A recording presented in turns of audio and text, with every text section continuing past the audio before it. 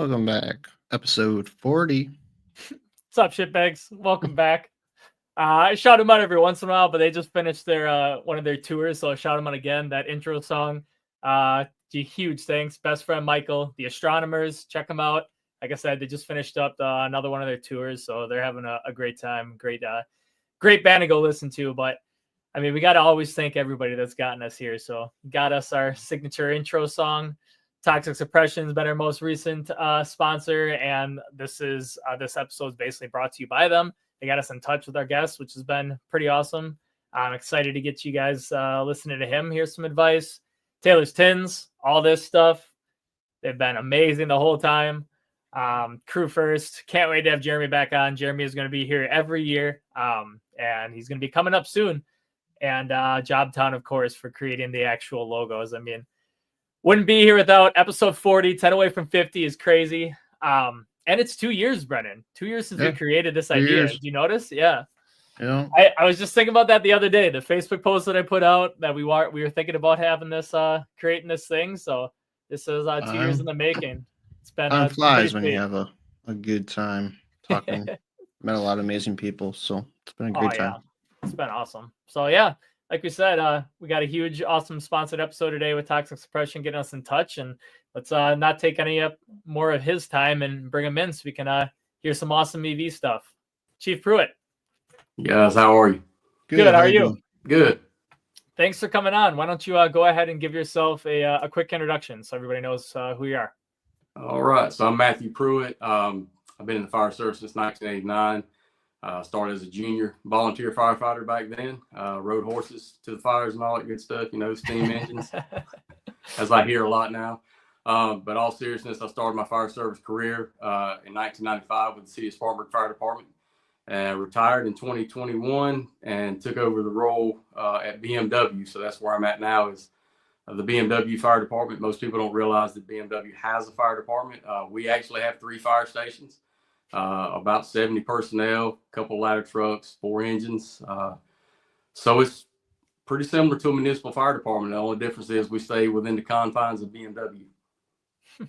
Cool. Yeah, I did not know that BMW had a fire department either. So I didn't either. That's pretty cool. That's interesting. It is interesting. So like we said, our first question, we're just going to jump right into. We're going to be talking a lot about EVs. So our first one is, where did you find your passion for learning about EV fires? Well, I was given the passion. I didn't really understand EV fires. In fact, I never really even heard about it that much before I came to BMW. And I went there in September of 21, December 21. We experienced one on site. And then as time went on, we had a couple more around the country that affected some of our folks that we deal with on a daily basis. And more or less, my management came to me and was like, we need to figure something out here. And so we did. We went to work, recruited a bunch of good guys and girls around the company, in particular the firefighters at the plant. And we just, we bought a lot of equipment, trial and error. And honestly, I'm somewhat of a perfectionist. I'm very OCD. So we had a lot of failures at the beginning, and that did not set well with me. And I definitely did not want to become YouTube famous. So we tried to somewhat perfect that. I won't say that we perfected it, but we did a lot of work, a lot of research, again, burned up a lot of equipment. And along the way, we've come up with some pretty good practices that we thought would work. And we have shared those extensively for the last couple of years now. Awesome. That's cool. We're going to change things up a little bit. So if you're not aware of how we kind of run things, the last 2 questions are from our guests. So the last one is from our previous one, and then you're going to have to come up with one for the next guest. All right. Our last guest was Andy. He was a cop. And he basically has a question that I know that we're going to cover and that we wanted to ask. So instead of bringing it all the way to the bottom, we're going to throw it in right now. So all right. Andy's question was, what type of tactics and techniques have been put into use in recent years to help fire rescue put out the EV fires? Okay, well, first, I'm glad he didn't ask. I don't know where he's from, so I wasn't sure if he was like a Dunkin' Donuts guy or a Krispy Kreme guy. Just kidding. Don't look me up and give me a ticket or anything. I was just kidding. But as far as the tactics go with EV fires and how it's related to rescue, one thing to keep in mind is, it's not necessarily a tactic, I wouldn't say, as far as the proper way to deal with it. But, if you're lifting a car, I know a lot nowadays it's standard practice for a lot of guys to take a spreader and lift the car up. But you really need to know what you're doing if you're dealing with an EV. Mm-hmm. Yeah. So that's one thing, you don't want to cause, if you have someone that's already trapped, you don't want to be the reason that the car catches fire, number one. Number two, with all the toxins and gases that are related with these types of with these types of incidents, you definitely want to make sure you're wearing all your PPE. I'm not going to tell anyone how to wear their PPE, of course, but you definitely may want to consider, if it's an EV, to have on an SCBA. I'm not saying you have to necessarily breathe air, but you may want to be ready for it. In the event that thing does flash, you're ready to go. And, typically it's pretty standard, I think, for most people to have a line on the ground. And I would say now it would be wise to have a line on the ground, but also go ahead and start flowing that EV nozzle. If there is a thermal runaway taking place inside that battery tray, you may not know about it. You may not see it, hear it, or smell it. So at least if you have that EV nozzle flowing, it'll keep the cells cool enough, hopefully, that you can get that patient out of the car before you have an active thermal runaway or fire. Yeah, cool. Do you recommend these vehicle accidents with the EVs taking the they're close enough that we have in Beaver Dam to like EV nozzle, kind of be like the blitz gun? Would you recommend start flowing water, if you don't really know if you have like a thermal runaway, just start flowing water while you're working on the car? Well, you can, and the thing of it is, I mean, the EV nozzle is great because of, it's made to slide under a car. But if you don't have that, if you're doing your due diligence to help someone, by all means, take every precaution you can to do that, because you can gate that down. It doesn't have to be flowing 500 or whatever gallons per minute. But yeah, by all means, if that's what you have, go with it. Awesome. Yeah. How effective are those EV nozzles? I mean, are they putting out the fire? Are they cooling? How well are they cooling? Like, what's your goal with those nozzles? So if we're talking about a car, obviously with an EV nozzle, it slides under the car, and there's different ones on the market. We have one that we like and that we use, and when people ask, I tell them which one I like and I use. But I think they're all effective. I think they all can do the job. It's just depending on what your application is. But again, we use one. It's a low gallonage nozzle, and it's your sponsor's nozzle. I'll say that.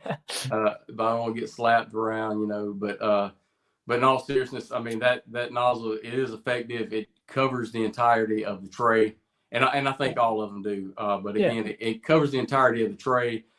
We saw where on training, all of our training has been actual EV fires. So our training fires and of course our actual EV fires have all been electric vehicles. And we've seen where the blankets will push up from the gases and the toxins and smoke, whatever, from underneath the vehicle. So it does help suppress some of that and help keep that blanket down and in place. Cool. So with that said, it does a lot of things while really not putting the fire out. So it's least effective method, or the least effective part of it is extinguishing a fire, because you can't extinguish the lithium ion. So, but it does a lot of other cool things. So. Yeah, that's definitely, I think, the common theme that everybody starts hearing is like, we aren't putting these out. So that was just the curiousness was, is it keeping it cool? Is that really what the goal is? Because I know we just had one in my department. We had not an EV fire, but an EV training, and we got to go to a dealership and look at underneath them all of these vehicles, and they had them lifted up, and like, there's nothing under there. I mean, it's a solid panel blocking. So like, we were all talking about that. Like, if that's where the battery cell is and it's on fire, like, we get a nozzle underneath it, we're not putting that out. It's not even hitting it. Like, so it makes sense. You're keeping it cool. Right. And so we're kind of doing it twofold. We're trying to keep it hot enough to burn and burn itself out, so we're not there dealing with it for hours and hours and hours. But we're also wanting to keep it cool enough to where it's not a hazard to everything else around it. It's also helping that blanket. Some of the modern batteries now that they're building are burning up to 2,700 degrees Fahrenheit. So with that said, I don't really care what your blanket is rated at. It's only going to take that type of abuse for so long. So, but again, using the lower gallonage EV nozzle and some of the practices that we've come up with that we use at BMW and we have, expressed to other fire departments around the globe, we're seeing that we can typically deal with these and make them safe to manage with about a tank of water, which would be ideal if you're on an interstate or something like that. So, I think that's a big bonus as well, for sure. Yeah, that's huge. Yeah, one tank would be crazy. How long is that still taking, like time wise? So, I get asked that a lot, and I never would stamp a time frame on that because what I've seen is everything dealing with EV fires. We all say every fire is different, but with EV fires, that's really true. I mean, they're all really, really different. They all react differently. They're just all so different. And but what we have seen is we're getting about an hour and a half of where we don't suspect there's any more cells in any type of thermal runaway. But now we also have it to the point in about 15 or 20 minutes, you don't really even see any signs of smoke anymore. You'll hear some popping sounds or sizzling, things of that nature, because it sounds like popcorn popping in that tray. And you may still hear that for a prolonged period of time while the stranded energy is running out. But again, we are, we've been pretty effective with our tactics. We have, again, about a tank of water, and then I don't know, man, 10, 15, 20 minutes, you're just kind of sitting back on cruise control.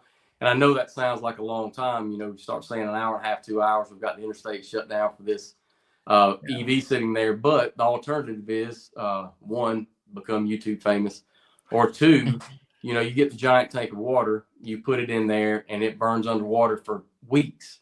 So, when you start thinking about weeks, a couple of hours is a drop in that bucket. Yeah. I even saw right when this was all coming out and like when it was brand new, it was like 8 hours that they were dealing with these fires when they were just having the nozzle and spraying on them. Probably because, like you said, they're getting them too cool where they weren't burning as well, but not able to put it out because you're not going to. Right. So yeah, even an hour is better than 8 hours. That's right. That's right. And another thing is the toxins are so toxic. Just having to be in there and deal with it for such a prolonged period of time, you're exposing your lungs, your skin to all these things, and then on top of that, the cleaning of your turnout gear is a big deal. And there's been studies that, people are only getting them 80% clean when they wash their turnout gear, sending them off to third-party vendors and whatnot. We had a conversation last week with a vendor who thinks they can help us do a little bit better than that. And we're looking forward to that information. So, but again, keeping firefighters out of that stuff is key. One thing I will say about me personally with the fire service is I haven't always been the smartest guy out there. I did a lot of crazy things, a lot of dumb things, probably on the fire ground. I loved it coming up. Went to everything I could. But this is just a different animal, and you really have to protect yourself and think about the guys that you're working with. It's dangerous. This could be a one and done, and I know all fires probably could be, but this is bad stuff. For sure. You kind of mentioned it a little bit, and so one of the questions I know that is constantly brought up: do you think just letting it burn is an acceptable tactic? So, we beat that topic around a little bit too, the letting it burn. And in a sense, that's kind of what we're doing. We are slowing down the fire. What we like to do is if we roll up, so let's just say we get there, the EV's burning, it's fully involved. The first thing we want to do is we're going to take our whatever. I'm not going to debate fogs and smooth bores either. You take your line and, you knock down the fire. And when I say the fire, I'm talking about the interior of the vehicle, the seats, the headliner, carpets, things like that, things that you can extinguish with water. Knock it out, because then by fighting it the traditional way, all you're dealing with is the animal underneath. So once we get that knocked down, you have a much less dynamic fire, obviously. So we can then throw our EV blanket on. Once that blanket is on, we're going to insert our nozzle, our EV nozzle under the car. but that other line is not useless at this point. You still want to keep that blanket wet. And the reason you want to do that is you're protecting the integrity of the blanket, protecting the stitching and all those things. We've seen a lot of blanket failure. So again, not advocating for any particular one. They're all probably great. Not used them all, but we like to use the low gallonage nozzle because we're letting it burn, so to speak. We're not cooling it down to a point it burns forever. So we just want to let it burn as quickly as possible, but again, keeping it safe. So it doesn't really look like we're letting it burn, but in a sense, we are letting it burn. Interesting. Yeah, that's a good good outlook on it. Our next one, we did get a question sent in, so thank you very much. This is from Marie, and just as a reminder to everybody listening, always send in questions. You got any? They'll be included, and we'll get them. Otherwise, Brent and I have got to come up with all of them, and we're not that bright. So, but Marie has a great 2-part question for you. So Okay. I'll ask the first part. Do you think EVs will be safer in the future?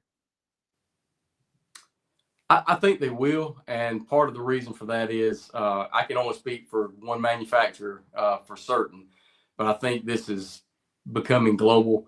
I wouldn't say that's certain, but a lot of things that we saw in the past were when a lot of EV fires were happening at a first initial full charge. So the car comes off an assembly line, and let's just say it's at a 30%-ish state of charge.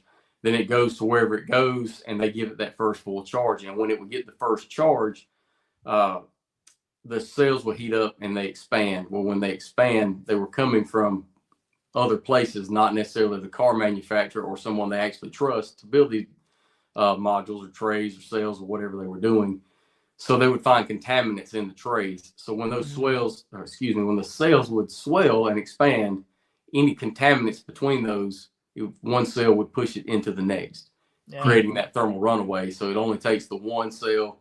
You have damage in one, propagates from one to the next, and now you've got that fire. So that's where a lot of fires were coming from. So I do feel like they'll be safer, number one, for that one reason. And number two, now that a lot of manufacturers are dealing with this on their own, or they have a vendor that they trust, they go out and evaluate, and they give these specific guidelines, must meet these certain standards, whatnot.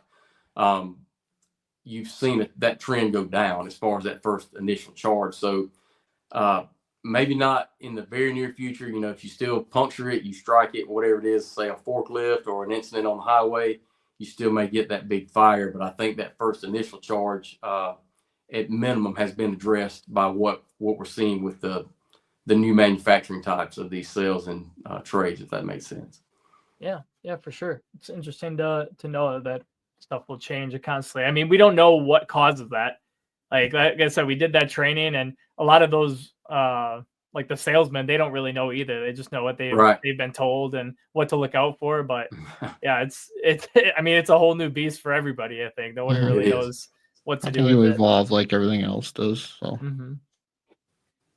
Marie's second part of the question is, what are your thoughts on hydrogen vehicles? So I've been asked that a few times, and every time I think about it, I think about the Hindenburg. I don't know how that will actually be played out. I have been in some discussions with some folks about a joint deal between some of us where I work and some others at another manufacturer about some things that they're working on, some concepts, that type of thing, and they're wanting us on the front end, more or less, for the safety aspect of it. So I don't know a lot about the hydrogen aspect, except I do know that it's pretty dangerous. When it wants to be dangerous, I think it's fairly safe for the most part, but when it wants to be a nuisance, it can be. We did some hydrogen training at work a year or so ago, and we asked the guy that came in and did the hydrogen side of that training. We have a large hydrogen facility on site, and out the fire station door, we're looking out and said, if we're sitting here and that hydrogen station did erupt or explode, how would the effect be on us here? And he looked at it, and he looked back at us, and he said, you would never know it. So, it's kind of sketchy, I would say. Yeah. I don't want to say that it is, because I don't really know. But I mean, this is a guy that deals with hydrogen on a daily basis. So there's that. Yeah, that'll be a whole new. Just when we think we figure out EVs, I'm sure is when hydrogen will come to That's the right. front. But awesome. Our last focus question that we have regarding EVs before we let you give some advice to our listeners on starting off in the fire service. We've talked a lot about using the blanket and these other the nozzles and everything, but how different are these large EV fires? So we're talking like just by us, Madison just got public transportation buses.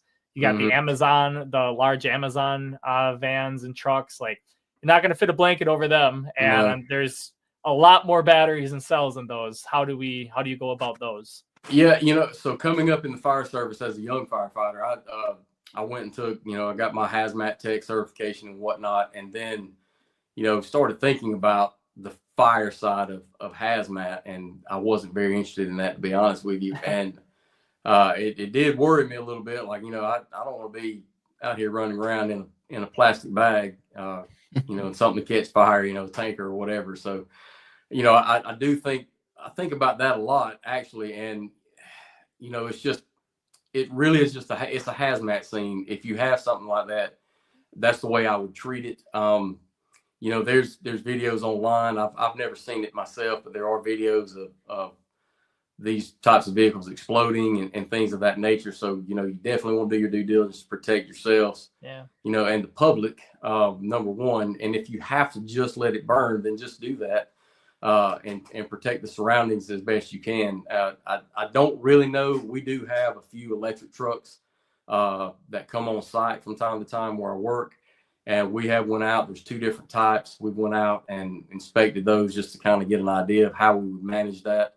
But again, this is a tractor trailer, and the batteries are, probably waist high, and they're somewhat exposed. They're not like in a bus, where there's passenger seats over the top of that battery, or some of those are in the back part, which makes it a little more accessible. But again, you really just got to do your due diligence. That may be a perfect time for your blitz nozzle. Maybe 2 or 3 of those blitz nozzles. I really couldn't say for sure. I would like to have the opportunity to train with some of those, but $100,000 cars on fire is one thing, but those buses are another. I have been in contact with Soterra, which is they do a lot with lithium-ion batteries, and I'm on a little team with them, and there's a lot of training discussions going on right now. So I'm sure that'll be a topic of discussion come down the line. But I think we were talking earlier offline about when I went down to Miami-Dade and done some classes there. It was kind of like a conference, so I wasn't the only speaker, but there were several speakers. There was some hands-on training, but we did go to one of their bus facilities and see their buses, and it really puts it in perspective of what that is and what it could be if something were to happen. So all that said, I mean, it really could be a dynamic fire. I think you really just have to treat it as a hazmat scene and do your best to stay safe in that regard. So think about this as well, guys. I don't want to hijack everything. I know you got some questions asked, but something I think is very important, especially talking about the hazmat aspect of it. And it's very elementary to some. I get the duh-huzz sometimes, but some people don't know. These batteries put off a lot of toxins, I've said a dozen times, but one of them in particular is hydrogen fluoride. And the thing about that is when you put water on that, it then turns into hydrofluoric acid. That hydrofluoric acid, it'll eat your skin, it'll damage your lungs and things of that nature. Now we're talking about lithium-ion battery. So you put that into the perspective of the size of a bus battery, how big that thing is, it's fairly dangerous. So you definitely want to be doing your due diligence there to stay safe with it. Yeah. Interesting.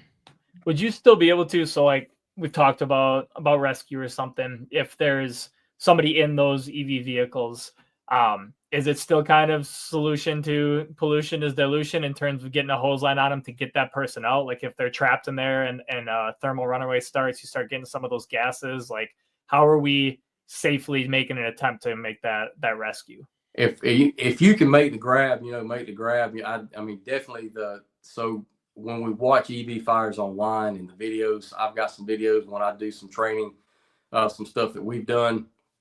The fires always look insane, but when you're able to do the old school firefighting and knock down the seats and the headliners and whatnot, you do that fairly quickly. And that's why we turned to that, because when we were doing our training or going through the process of learning what we wanted to do, we were just dealing with the battery. We never did deal with the vehicle first. But I'm old, and we talked about the steam engines at the beginning. I went back to my days as a firefighter and coming up through the ranks, thinking about how we would deal with car fires on the street back in the day, and we weren't worried about the battery. We just put out whatever was burning. So typically, if you have a large EV fire, you can knock out everything above that battery the same as you would a typical combustion engine car. So once you knock that down, of course, you want someone else trying to suppress the flames, keep them back, keep it cool, whatever it may be underneath the car. But I feel like you can make that grab all the same as you would, but just, doing your due diligence, make sure that you are trying to keep it cool. We've seen cell explosions in person where they expel from the tray. Those things coming out, if they are burning at 2,700 degrees, it gets on your turnout gear, your flash hood, you're going to lose that battle. So definitely want someone not only keeping the line on you, making the grab, but someone keeping the battery tray cool to try to keep any of that from happening, because, it hits your feet, whatever that may be, it could be bad. Gotcha. For sure. Cool. Well, like Bryce said, these next couple questions or 4 questions are geared towards kind of the newer generation firefighters coming into the job. So the first one, you can take this how you want, but the question is, why are we here? So that is a good question, and I think everyone has a different answer for that question. I can tell you why I was there, and I still want to be there. But I know there's a lot of debate now, and maybe there always has been. Maybe I was a young punk one day, and the old guys were talking about me being a young punk and spoiling mama's boy or whatever. Maybe, I don't know. I'm sure they did. But, as I progressed through my fire service career, and as I got towards the end of my employment with the city, we've been an organized union for quite some time. In fact, our union number is 369, so it's it's on up there. But it kind of got stale over the years, and along the way, we had a good group of guys, young guys, come in the department that just kind of breathed life back into that thing. And this is not about the union; it's more about the camaraderie and the guys. And I told my crew, when I retired, I told them, I'm kind of jealous that I'm leaving now, and you guys are still here, because they were really fun to be around. And they made, I've always loved the fire service, but we go through our ups and downs, and you kind of get burned out from time to time. But those guys, and most of them, as far as I know, they're all still there at the city where I come from. They made it fun. They made it interesting. So it's really all about, what's your niche? What do you like to do? What are you there for? I heard guys say that they were there for insurance. They have a business, so they're there for insurance. I've heard guys. I heard one firefighter say back in the day, he's actually the fire chief when I went to work at the city. He said the reason he went to work there was because it was a 24/24 schedule. So he said that was, I thought that was great. He said, so then when it went 24/48, it made it even better. But for me, I was always into sports. I've always just, been around the guys and girls, whatnot. And so the camaraderie is great. And that's why I made the reference to our union. They do really good work over there at the city. But again, I love the camaraderie. And I'm at a different circus now, I have different clowns now, just at a different circus. And I just love to be around the guys. But the other side of it is, you hate to see people's stuff burn and things happen. I don't want that to happen to anybody, but if it was going to happen, I want it to be on my shift. If it's got to happen, just do it when I So we talked about that all the time. I do think that it's just really more about the person than it is anything. So the answer is, I don't know why we do it. Awesome. Next one. Where did you discover your passion for training? So that's interesting as well. I come up as a volunteer firefighter first. And every Tuesday night we had our training sessions. And they were pretty good. The volunteer department I came from back in the day, they were really aggressive, and it was a small community, but they fought a lot of fire. So that made it fun. And, you know, by it being fun and not, you know, stale and slow, you wanted to learn. So really at that point, that's right off the bat is when I decided that I wanted to really embrace training. And again, along the way, where I come from at the city, they take training very seriously there. There's some type of training every day. And the training program has grown where there's, I believe there's 6 or 8 on staff now. So training is pretty paramount there. And again, you know, once we got into this EV stuff at BMW, it just made me itch because I couldn't figure it out. And then once we figured it out and the company allowed me to share some of that stuff with people, it become, I really got to see how hungry people were for some of this information because there's not a lot out there. Yeah. So that part of it has never stopped. I mean, I've always just been interested in the training side of things. Awesome. The next one is, what piece of advice were you given early on in your career that stuck with you?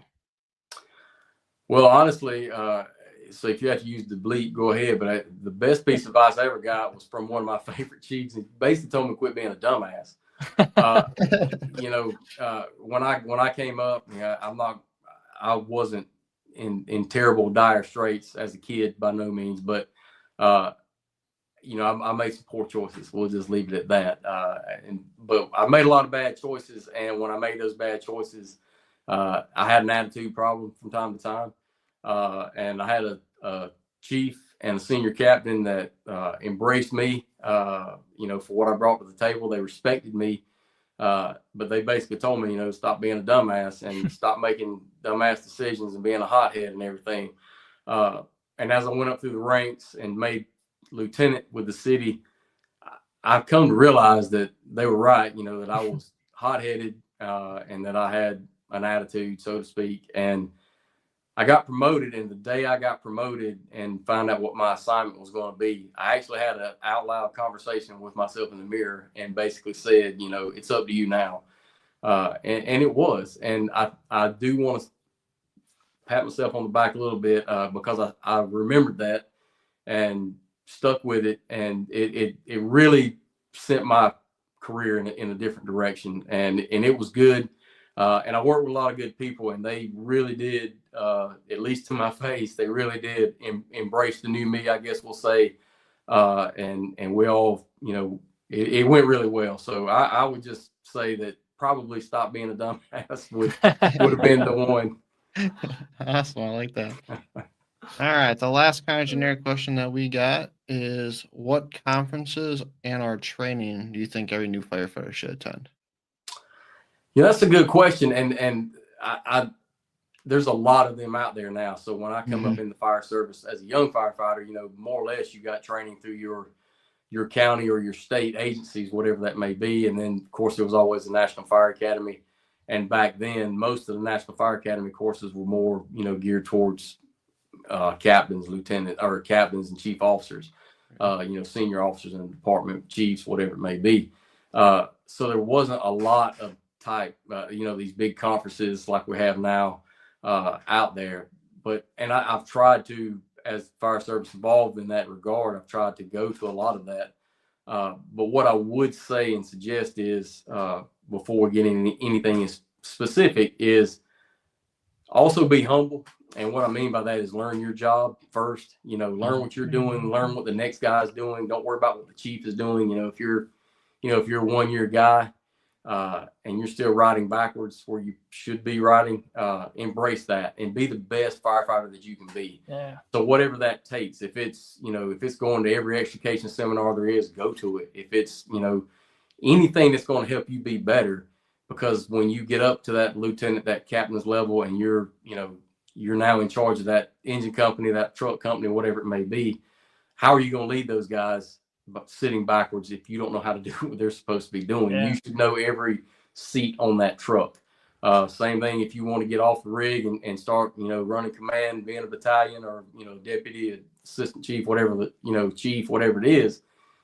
You don't necessarily have to do every job in the department, but you should know what they do and know parts of it. So, you know, there's things out there that we don't always think about, and, you know, like SCBA tech, you know, that's it's a boring class, but it's very informative. You know, how many firefighters actually know what that air pack is doing, what it does, you know, how to make a simple repair and not have to just put it out of service with a tag and wait on somebody else to come along and take care of that thing.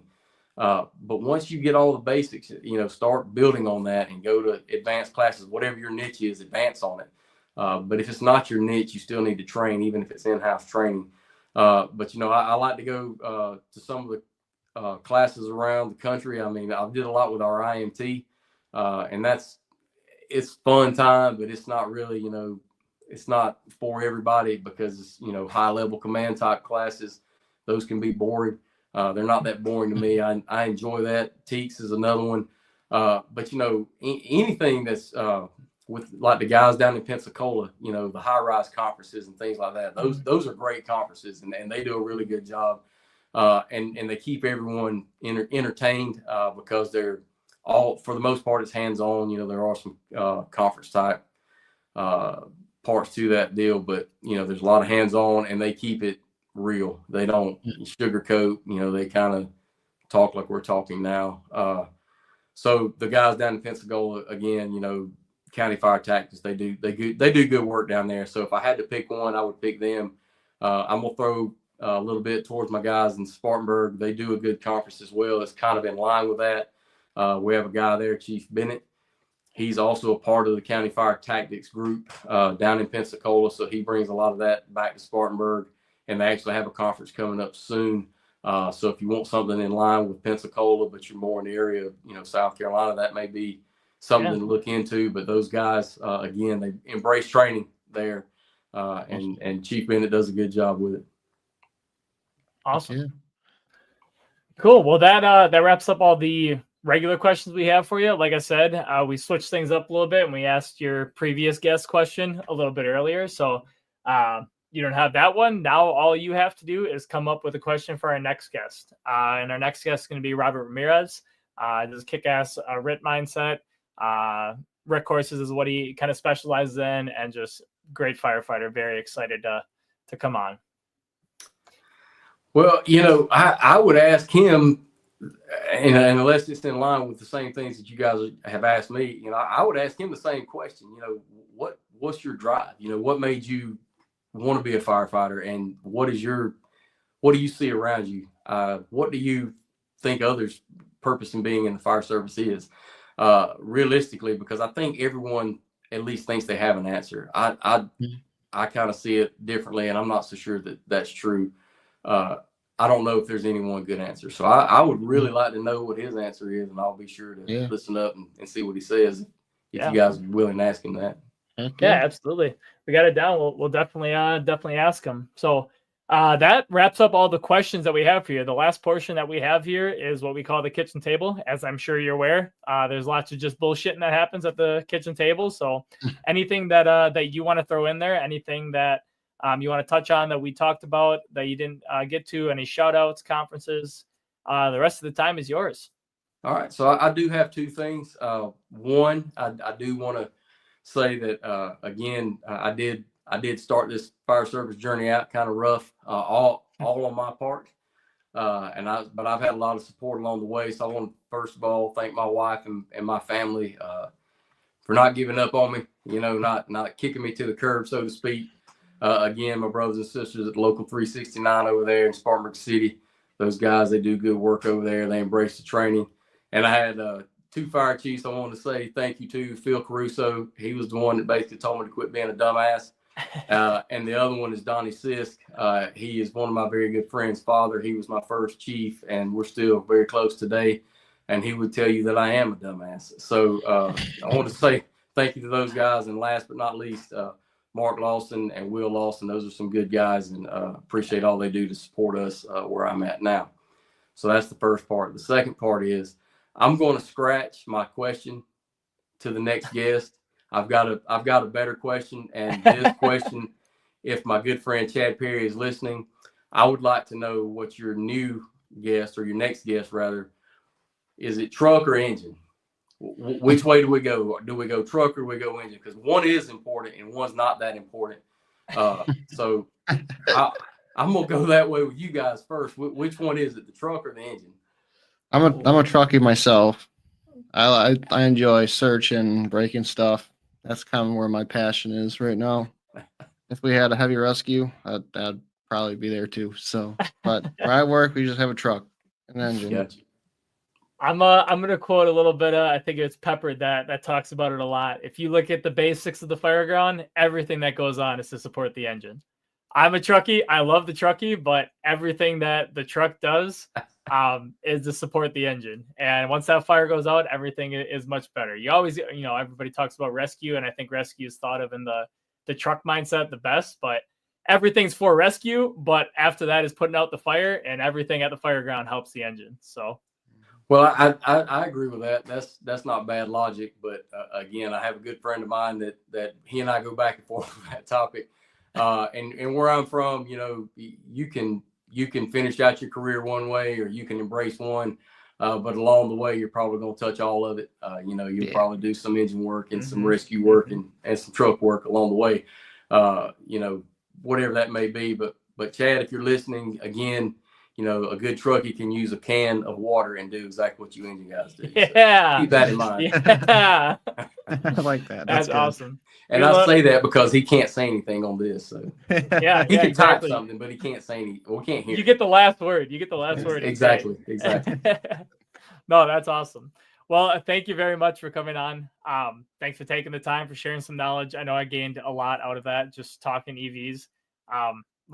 You see all the posts and the memes and whatnot, like it is the new beast, and it's very, very interesting to learn about, because it seems like even the people that know a lot about it don't know much about it. So it's definitely a learning curve for everybody involved. So I appreciate taking the time to share some cool tactics and ways to maybe handle them a little better. All right. Yeah, I appreciate it. And if anybody's interested, just give me a shout. Awesome. Yeah, thanks for coming on, Chief. Thanks, guys. Yeah. Thanks for taking the time. Thanks for listening. And as always, don't be a shitbag. Don't be a I'll try shitbag. my best.